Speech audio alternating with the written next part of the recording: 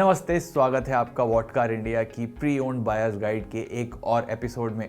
आज हम बात करेंगे मारुति सुजुकी अर्टिगा की।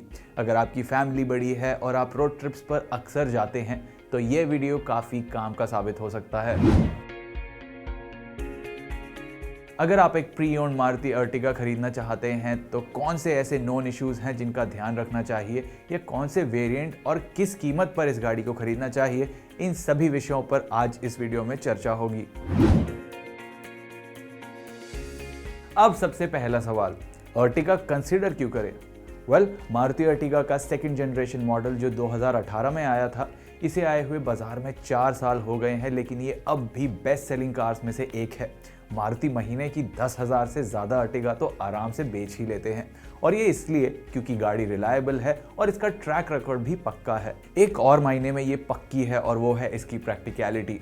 गाड़ी की ग्राउंड क्लियरेंस अच्छी है तो फुल लोड के साथ स्पीड ब्रेकर्स टच करने की स्ट्रेस नहीं होगी, और तो और कैबिन भी काफ़ी स्पेशियस है और थर्ड रो भी नीटली एग्जीक्यूटेड है, तो वहाँ छोटे कद के एडल्ट्स रिलेटिव कंफर्ट में बैठ सकते हैं। तीनों रोज उठी होने के बाद भी बूट स्पेस 208 लीटर का है, जो ठीक ठाक है। और गाड़ी मारुति की है तो किसी भी कोने में जाएं, सर्विस सेंटर मिलने में दिक्कत नहीं होगी और इसके स्पेयर पार्ट्स भी आसानी से मिल सकते हैं। Second generation Maruti Suzuki Ertiga आज तो सिर्फ पेट्रोल और सीएनजी ऑप्शन के साथ आती हो, लेकिन 2020 अप्रैल से पहले ये गाड़ी डीजल ऑप्शन के साथ भी अवेलेबल थी, और वो भी एक नहीं दो ऑप्शंस। तो ज़्यादा रनिंग वाले बायर्स के लिए ये भी एक बढ़िया ऑप्शन साबित हो सकता है। एंड लास्टली, एक 3 रो एमपीवी होने के बावजूद अर्टिगा दिखती डिसेंट है और इसकी फीचर्स लिस्ट भी प्राइस के हिसाब से ठीक ही है, तो आज खरीदने के बाद भी ये फ्यूचर में ज़्यादा पुरानी फील नहीं होगी। अब जैसा मैंने पहले कहा, अगर आप एक प्री ओन्ड अर्टिगा की सर्च में निकले हैं तो 2018 के बाद आने वाला सेकेंड जनरेशन मॉडल ही कंसिडर करना बेहतर है।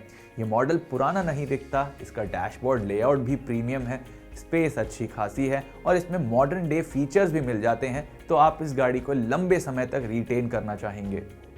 चलिए एक बार डिमेंशंस पर भी नजर डाल लेते हैं, जिससे आपको अंदाजा हो जाए कि ये गाड़ी आपके ड्राइववे में कितनी जगह लेगी। अर्टिगा का साइज पीपल मूवर्स के हिसाब से काफी कॉम्पैक्ट लगता है।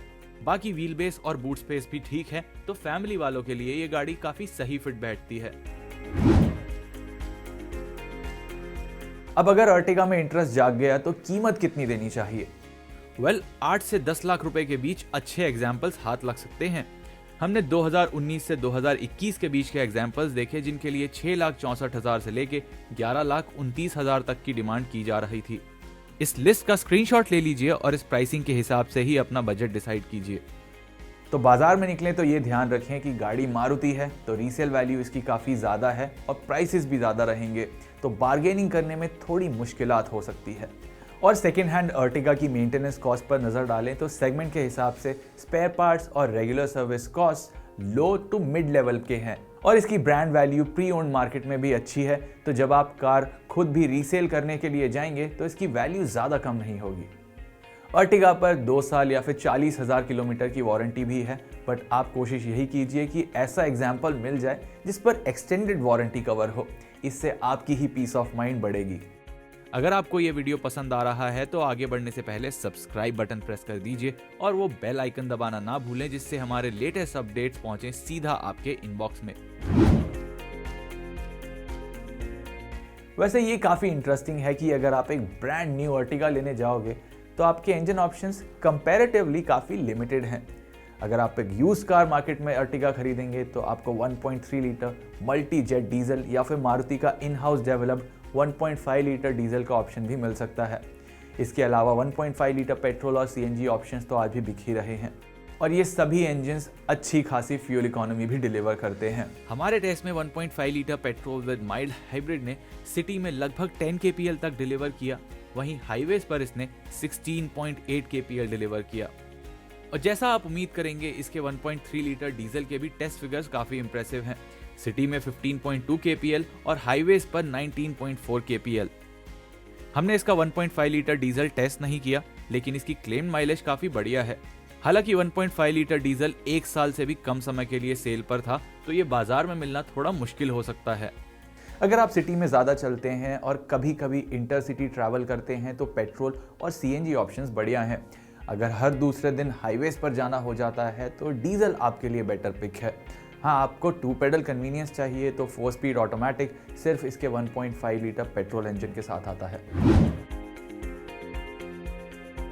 अब इंजन ऑप्शन चूज करने के बाद वेरिएंट्स कंसिडर करें तो आपके पास 4 ऑप्शंस हैं, L, V, Z और Z+।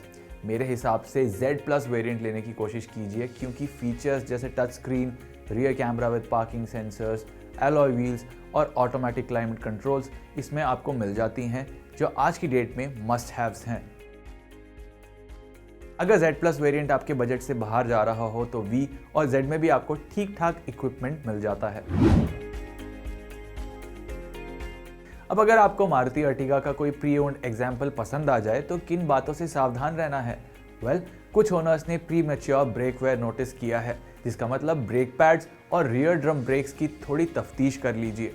और अगर टॉप वेरिएंट खरीद रहे हैं तो टच स्क्रीन से भी फ़ोन पेयर कीजिए, सारे मेन्यूज़ एक्सप्लोर कीजिए और टेस्ट ड्राइव के दौरान इसे ऑन रखिए क्योंकि कुछ ओनर्स ने इसमें लैग और टच स्क्रीन के अचानक बंद पड़ जाने की प्रॉब्लम रिपोर्ट की है।